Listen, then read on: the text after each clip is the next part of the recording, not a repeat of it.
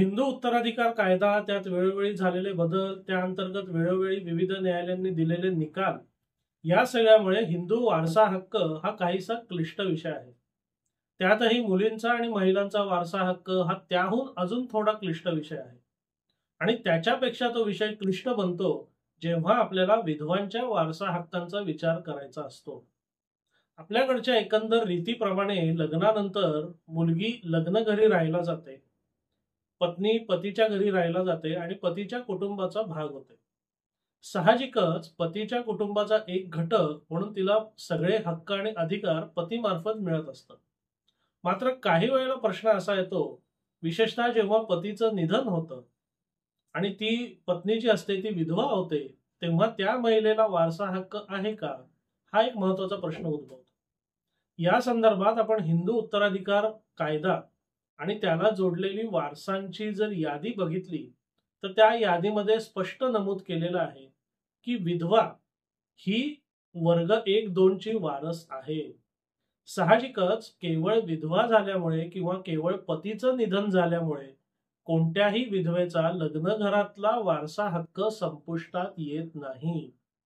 पतीमार्फत तिला जो काही हक्क लग्न असताना मिळत असतो किंवा पती हयात असताना मिळत असतो, तोच हक्क पतीचं निधन झाल्यानंतर विधवा म्हणून तिला सतत आणि कायम मिळत राहतो. तशी स्पष्ट तरतूद आपल्या कायद्यामध्ये करण्यात आलेली आहे. आता एक पाऊल पुढे जाऊन आपण जरा विचार करूया की अशा विधवेने समजा पुनर्विवाह केला, तर तिच्या पहिल्या पतीच्या कुटुंबात तिचा वारसा हक्क कायम राहतो का नाही? आता याचा विचार करताना आपल्याला 1856 हिंदू विधवा पुनर्विवाह कायदा आणि त्याच्यानंतर म्हणजे 1956 सालचा हिंदू उत्तराधिकार कायदा, या दोन्हीचा एकत्रितपणे विचार करायला लागतो. आता जुना 1856चा हिंदू विधवा पुनर्विवाह कायदा जर आपण लक्षात घेतला, तर त्या कायद्यातील तरतुदीनुसार पुनर्विवाहानंतर विधवेला पहिल्या पतीच्या कुटुंबामध्ये वारसा हक्क मिळत नाही, या स्वरूपाच्या काही तरतुदी त्या कायद्यामध्ये आहेत. बरं, 1856चा हिंदू विधवा पुनर्विवाह कायदा हा पूर्णपणे अजून रद्द केलेला नाहीये, तो अजूनही लागू आहे. मग प्रश्न असा येतो की 1856च्या कायद्यानुसार जर पुनर्विवाहित विधवेला वारसा हक्क मिळत नसेल, तर मग करायचं काय? तर याचं उत्तर शोधायला आपल्याला नवीन हिंदू उत्तराधिकार कायदा 1956 याची मदत घ्यायला लागते. आता जेव्हा 1956 साली हिंदू उत्तराधिकार कायदा हा नवीन कायदा अस्तित्वात आणला गेला, तेव्हा त्यामध्येच अशा स्पष्ट कायदेशीर तरतुदी करण्यात आल्या होत्या, जेणेकरून त्या कायद्याच्या पूर्वीचेच या विषयासंदर्भातले जे काही कायदे असतील, त्यांच्यापेक्षा हा हिंदू उत्तराधिकार कायदा 1956 हा कायम वरचढ ठरेल. म्हणजे हिंदू उत्तराधिकार कायदा 1956 आणि त्याच्या आधीच्या कोणत्याही कायद्यामध्ये जर मतभेद असला किंवा कायदेशीर तरतुदीमध्ये विसंगती असली, तर हिंदू उत्तराधिकार कायदा 1956 हा कायम वरचढ ठरणार आहे आणि त्यातल्याच कायदेशीर तरतुदींचा अंमल देता येणार आहे.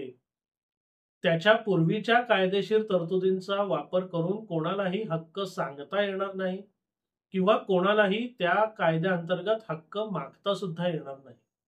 कारण 1956च्या कायद्याने त्याच्या आधीचे सगळे कायदे हे दुय्यम दर्जाचे ठरवलेले आहेत. मग आता प्रश्न असा येतो की 1956च्या कायद्यामध्ये विधवेच्या वारसा हक्काबद्दल काय तरतूद आहे, किंवा 1956चा कायदा पुनर्विवाहित विधवेला वारसा हक्क नाकारतो का? तर अशी कोणतीही तरतूद नवीन हिंदू उत्तराधिकार कायद्यामध्ये नाही. नवीन उत्तराधिकार कायद्यामध्ये विधवेला वारस म्हणून दर्जा दिलेला आहे आणि त्या विधवेने पुनर्विवाह केला म्हणून तिचा वारस म्हणून दर्जा संपुष्टात येईल किंवा पहिल्या पतीच्या कुटुंबाशी तिचे वारसा हक्क संपुष्टात येतील, या स्वरूपाची कोणतीही कायदेशीर तरतूद या नवीन कायद्यात नाही. म्हणूनच सध्याच्या परिस्थितीमध्ये किंवा सध्या लागू असलेल्या कायद्यांचा जर विचार करायचा झाला, तर विधवेला वारसा हक्क आहे आणि विधवेने पुनर्विवाह केला तरी सुद्धा तिचा पहिल्या पतीच्या कुटुंबातला वारसा हक्क कायम राहतो, अबाधित राहतो. केवळ पुनर्विवाह केला म्हणून पहिल्या पतीच्या कुटुंबातला वारसा हक्क नष्ट होत नाही. आणि या तरतुदीला दुजोरा देणारा एक महत्वाचा निकाल मद्रास उच्च न्यायालयाने नुकताच दिलेला आहे. त्या निकालाची एकंदर परिस्थिती अशी होती की एका महिलेचं 56 सालचा कायदा लागू झाल्यानंतर विवाह झाला.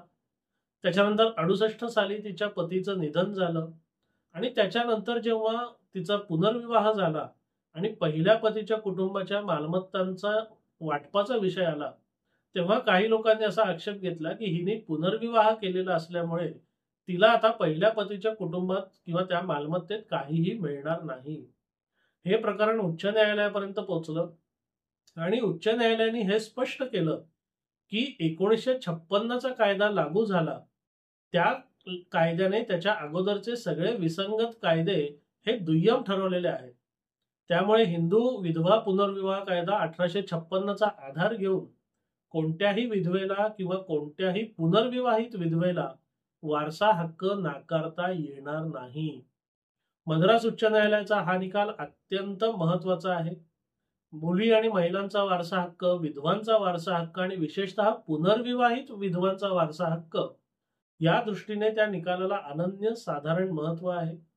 आणि विधवेने केवळ पुनर्विवाह केला म्हणून तिचा वारसा हक्क संपुष्टात येत नाही, या कायदेशीर तरतुदीला अधोरेखित करणारा म्हणून हा निकाल अत्यंत महत्वाचा ठरतो.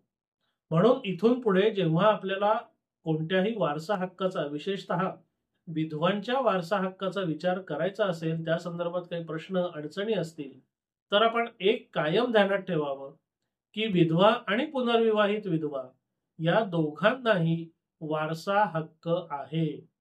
पुनर्विवाह केल्यामुळे विधवा पहिल्या कुटुंबाच्या किंवा पहिल्या पतीच्या वारसा हक्कास अपात्र अजिबात ठरत नाही. हे आपण कायम ध्यानात ठेवा.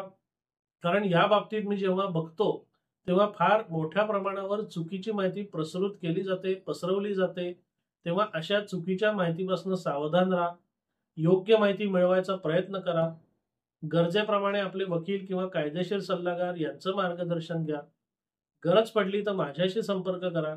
माझ्या ऑफिसचा व्हॉट्सअप क्रमांक या व्हिडिओच्या डिस्क्रिप्शन मध्ये देण्यात आलेला आहे. आपल्याला हा व्हिडिओ कसा वाटला अवश्य कळवा. धन्यवाद.